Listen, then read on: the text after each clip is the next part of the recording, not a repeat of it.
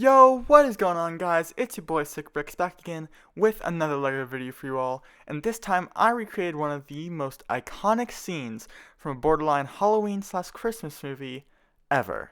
This is Jack's Lament.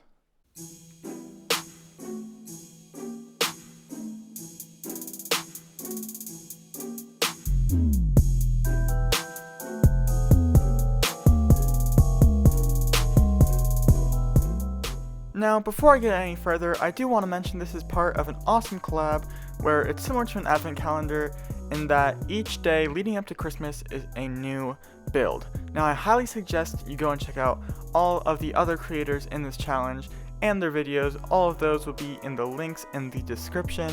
But without further ado, let's go ahead and take a look at today's MOC. Now, if you've ever seen Nightmare Before Christmas, or even if you haven't, you probably recognize this scene. This is when Jack gets all up in his feels and is super depressed and goes for a long walk to think about his life decisions. Ends up on this weird Dr. Seuss looking hill in the middle of a graveyard and sings about it.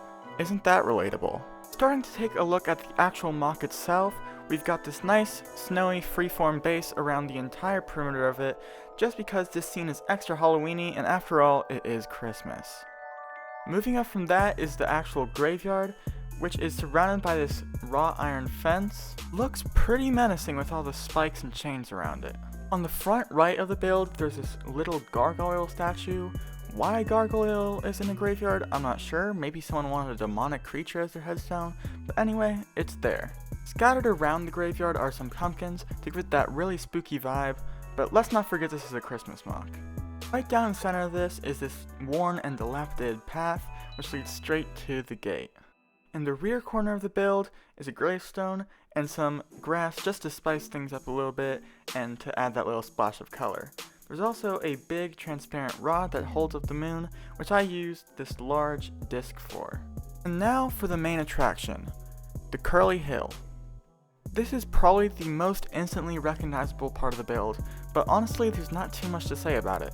I used a lot of slopes and angled bricks as well as some smut work to give it a pretty fluid shape. And for the curly part of it, I just used some hinge pieces as well as a cheese slope to give it that spiral look. Now the crest of the hill is Jack in front of the moon, giving that perfect picturesque look you see on the cover of the film. And that's it.